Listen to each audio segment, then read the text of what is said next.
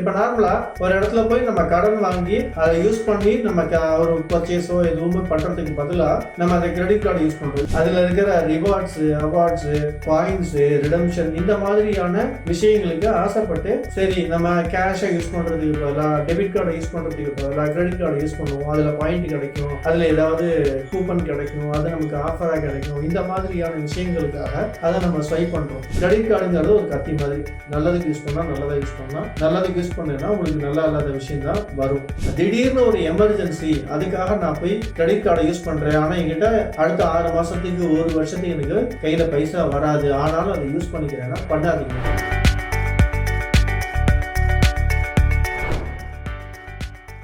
இன்னைக்கு நம்ம நிறைய பேர் கிரெடிட் கார்டு யூஸ் பண்ணிட்டு இருக்கிறோம்.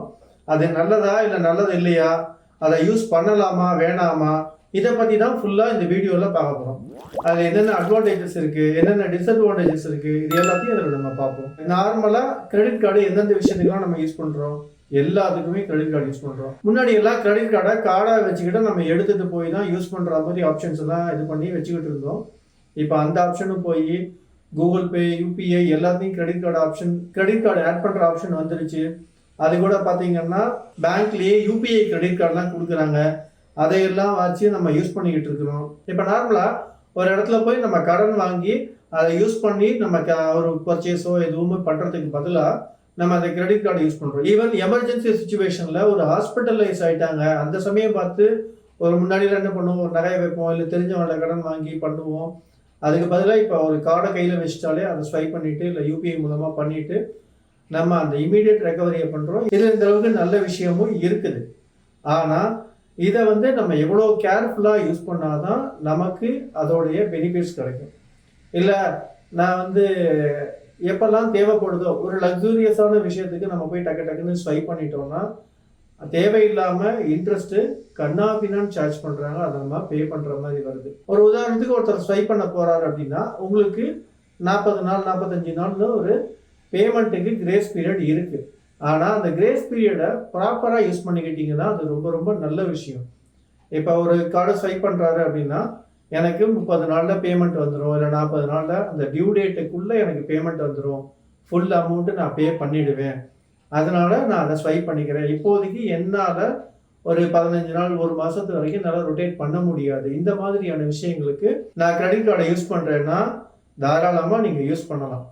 அதுலேயும் பார்த்தீங்கன்னா நம்ம தெரிஞ்ச ஒருத்தர் கிரெடிட் கார்டு யூஸ் பண்ணி ஒரு சஃபர் ஆகி இந்த விஷயம் நடந்திருக்கு அப்படின்னு சொல்லி சொன்னார். என்ன அப்படின்னு சொல்லி பேங்க்கில் விசாரித்து பார்த்தா கிட்டத்தட்ட ஒரு 60,000 ரூபா அவர் கிரெடிட் கார்டில் ஸ்வைப் பண்ணியிருந்தார். அவரோட டியூ டேட் 1ஆம் தேதின்னு வச்சுக்கோமே. 1ஆம் தேதி அன்னைக்கு ஒரு 30,000க்கு பேமெண்ட் கட்டிட்டார். ஒரு 2-3 நாள் கழிச்சு அந்த ரிமைனிங் 30,000 பேமெண்ட் பண்ணிடலாம் அப்படின்றதுக்காக அவர் வெயிட் பண்ணி ஒரு 4 நாள் கழிச்சு பேமெண்ட் பண்ணிடுறாரு.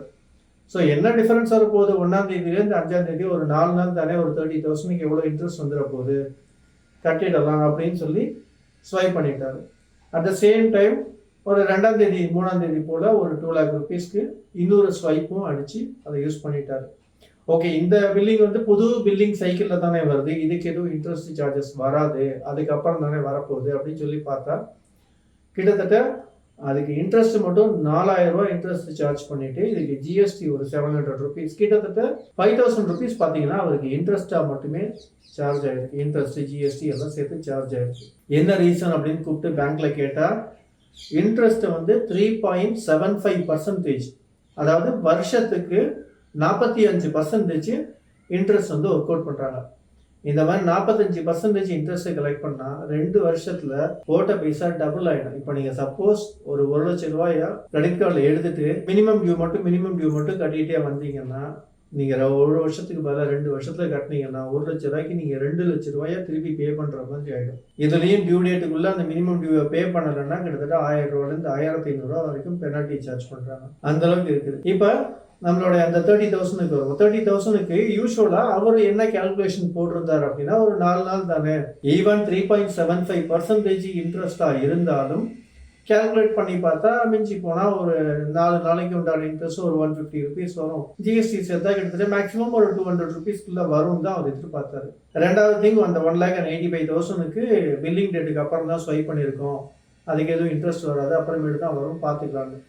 ஆனால் பேங்க்கில் கேட்டதுக்கு என்ன சொல்கிறாங்க, அவர் வந்து ஒரு 30 நாள் முன்னாடி ஸ்வைப் பண்ணிவிட்டு அந்த 1ஆம் தேதி டியூ டேட் வந்திருக்கு. அந்த 30 நாளைக்கும் 30,000 கொடுத்தாட இன்ட்ரெஸ்ட் பே பண்ணணும். இது இல்லாமல் அந்த 1,85,000 ஸ்வைப் பண்ணி அடுத்த பில்லிங் வரைக்கும் பேமெண்ட் பண்ணாததுனால அதுக்கும் சேர்த்து நீங்கள் பே பண்ணணும். இது எல்லாம் சேர்த்து 4,000 ரூபா இன்ட்ரெஸ்ட்டு ப்ளஸ் 700 ரூபா ஜிஎஸ்டி சேர்த்து 4,700 ரூபா கட்டணும்னு சொல்லி வந்திருக்கு. ஸோ அவர் கையில் ஆல்ரெடி ரெடியாக வச்சுருந்த அமௌண்ட்டு பேமெண்ட் வச்சிருக்கிறாரு, கட்டிட்டாரு, எல்லாம் முடிச்சிட்டாரு. முடிச்சுமே வெறும் 30,000க்கு 5,000 ருபீஸ் கிட்ட அந்த ஒரு 1 மந்த் கேப்புக்கே அவ்வளோ இன்ட்ரெஸ்ட்டு கட்டுற மாதிரி ஆகுது. இதில் என்னென்னா நிறைய பீப்புள்ஸ் வந்து அதில் இருக்கிற ரிவார்ட்ஸு, அவார்ட்ஸு, பாயிண்ட்ஸு, ரிடம்ஷன் இந்த மாதிரியான விஷயங்களுக்கு ஆசைப்பட்டு சரி நம்ம கேஷை யூஸ் பண்ணுறதுக்கு பதிலாக டெபிட் கார்டை யூஸ் பண்ணுறதுக்கு பதிலாக கிரெடிட் கார்டை யூஸ் பண்ணுவோம், அதில் பாயிண்ட் கிடைக்கும், அதில் ஏதாவது கூப்பன் கிடைக்கும், அது நமக்கு ஆஃபராக கிடைக்கும், இந்த மாதிரியான விஷயங்களுக்காக அதை நம்ம ஸ்வைப் பண்ணுறோம். ஸ்வைப் பண்ணுங்க, தப்பு கிடையாது. அதில் வர பாயிண்ட்டை வச்சு உங்களுக்கு உண்டான கிஃப்ட்டை வச்சிரோ சம்திங் ஏதோ அதை வாங்கி தாராளமாக என்ஜாய் பண்ணலாம். பட் ஒரே ஒரு திங், நான் டெபிட் கார்டில் யூஸ் பண்ணுறதுக்கு பதிலாக கிரெடிட் கார்டு யூஸ் பண்ணுறீங்கன்னா ப்ராப்பராக அந்த டெபிட் கார்டில் இருக்கிற அமௌண்ட்டை அந்த டியூ டேட்டுக்குள்ளே பே பண்ணிடுங்க. அப்படி உங்களுக்கு டியூ டேட்டை ஞாபகம் வச்சு பண்ண முடியலையா, இமீடியட்டாக நீங்கள் அதை ஸ்வைப் பண்ணிட்டு வந்த உடனே உங்கள் நெட் பேங்கிங்லேருந்து கையோட கிரெடிட் கார்டை பேமெண்ட் பண்ணிட்டீங்கன்னா உங்களுக்கு அன்னெசரியாக இந்த மாதிரி சார்ஜஸ் வந்து வராது. இப்போ நம்ம எதுக்கெல்லாம் கிரெடிட் கார்டு யூஸ் பண்ணலாம், எதுக்கெல்லாம் கிரெடிட் கார்டு யூஸ் பண்ணக்கூடாது அப்படிங்கிறத பார்த்துருவோம். ஒன்று, நான் வந்து கமிட்டட் அமௌண்ட்டு எனக்கு 1ஆம் தேதியோ 5ஆம் தேதியோ அந்த டியூ டேட்டுக்குள்ளே எனக்கு பைசா வந்துடும், நான் அந்த கிரெடிட் கார்டை ரீபே பண்ணிவிடுவேன், தாராளமாக பண்ணிக்கலாம். இல்லை எனக்கு ஆன்லைன் ஷாப்பிங் பண்ணுறேன், டிஸ்கவுண்ட் கிடைக்குது, அதுலேயே இஎம்ஐ போடுறேன், 0 காஸ்ட் இஎம்ஐ, இல்லை மினிமம் காஸ்ட்டில் தான் இன்ட்ரெஸ்ட்டில் தான் இஎம்ஐ வருது அப்படின்னா தாராளமாக அதை யூஸ் பண்ணிக்கலாம். மூணாவது, நான் டெபிட் கார்டு யூஸ் பண்ணுறதுக்கு பதிலாக கிரெடிட் கார்டை யூஸ் பண்ணுறேன், அதனால் வந்து எனக்கு அக்கௌண்டபிலிட்டி ஈஸியாக இருக்கும். ரெண்டாவது, எனக்கு அதில் பாயிண்ட்ஸ் கிடைக்கும், கிஃப்ட் வவுச்சர் கிடைக்கும், இந்த மாதிரியான விஷயங்களுக்காக நான் அதை யூஸ் பண்ணுறேன்னா தாராளமாக அதை நீங்கள் யூஸ் பண்ணலாம். கிரெடிட் கார்டுங்கிறது ஒரு கத்தி மாதிரி, நல்லதுக்கு யூஸ் பண்ணால் நல்லதாக யூஸ் பண்ணலாம், நல்லதுக்கு யூஸ் பண்ணேன்னா உங்களுக்கு நல்லா இல்லாத விஷயந்தான் வரும். அதனால் அதை வந்து ப்ராப்பராக யூஸ் பண்ணுங்க. எதுக்கெல்லாம் யூஸ் பண்ணக்கூடாது, ஒன்று, எனக்கு கமிட்டட் பைசா இல்லை, நான் வந்து இதை லாங் டியூரேஷன் கட்டுறேன் அப்படின்னா தயவு செஞ்சு அது கிரெடிட் கார்டு யூஸ் பண்ணாதீங்க.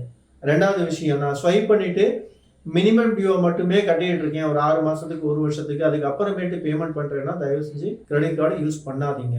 திடீர்னு ஒரு எமர்ஜென்சி, அதுக்காக நான் போய் கிரெடிட் கார்டை யூஸ் பண்ணுறேன், ஆனால் என்கிட்ட அடுத்த 6 மாதத்துக்கு 1 வருஷத்துக்கு எனக்கு கையில் பைசா வராது, ஆனாலும் அதை யூஸ் பண்ணிக்கிறேன்னா பண்ணாதீங்க. அதாவது எமர்ஜென்சிக்கு யூஸ் பண்ணுங்க, பட் யூஸ் பண்ணிவிட்டு அந்த டியூ டேட்டுக்குள்ளே ஒரு ஜுவல் இருந்துச்சுன்னா ஜுவல்லை வச்சு அந்த லோன் எடுத்து இதை பே பண்ணிவிட்டு அதுலேயாவது லோன் கட்டிக்கோங்க, அது தப்பு கிடையாது. பட் இந்த லோனை இப்படியே கண்டினியூ பண்ணினீங்கன்னா ரேட் ஆஃப் இன்ட்ரெஸ்ட் ரொம்ப ரொம்ப அதிகம், 3.75% பர் மந்த். ஸோ ஒரு வருஷத்துக்கு பார்த்தீங்கன்னா 45%.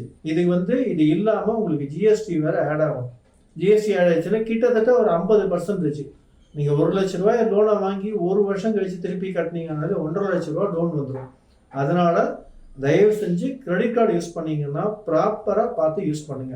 அதே போல் இப்போல்லாம் பார்த்தீங்கன்னா நிறைய மொபைல் ஆப்லேயே பார்த்தீங்கன்னா 10,000, 15,000, 20,000 மொபைல் ஆப்லேயே லோன் கொடுக்குறாங்க. நீங்கள் ஜஸ்ட் அந்த ஆப்பை இன்ஸ்டால் பண்ணிக்கோங்க, டேர்ம்ஸ் அண்ட் கண்டிஷன் அக்செப்ட் பண்ணுங்க, இந்த உங்கள் டீட்டெயிலை கொடுங்க, உடனே உங்கள் பேங்க் அக்கௌண்ட்டுக்கு லோன் வந்துடும், 15,000, 10,000 அடுத்த 1 ஹவரில் வந்துடும், இப்படியெல்லாம் கொடுக்குறாங்க.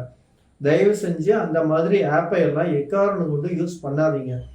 மொபைல் ஆப்பில் யூஸ் பண்ணிங்கன்னா உங்கள் மொபைலில் இருக்கிற எல்லா டேட்டாஸு, கான்டாக்ட்ஸு எல்லாத்தையும் எடுத்து வச்சுட்டு உங்கள் தெரிஞ்சவங்க ரிலேட்டிவ்ஸ்க்கு அவங்களுக்குலாம் தப்பாக மெசேஜ் அனுப்பி உங்களை பிளாக்மெயில் பண்ணி திருப்பி அந்த அமௌண்ட்டை வாங்குறதுக்கு ரொம்ப இது பண்ணுறாங்க. இன்ட்ரெஸ்ட்டும் கண்ணாபின்னு சார்ஜ் பண்ணுறாங்க. அதனால் நீங்கள் இந்த மொபைல் ஆப்பில் யூஸ் பண்ணுறத கண்டிப்பாக அவாய்ட் பண்ணிவிடுங்க. அதே போல் நீங்கள் கிரெடிட் கார்டு யூஸ் பண்ணுறதா இருந்தால் நான் சொன்ன மாதிரி எந்தெந்த விஷயங்களுக்கெல்லாம் நமக்கு நல்லதாக இருக்கோ அதுக்கு யூஸ் பண்ணிக்கோங்க.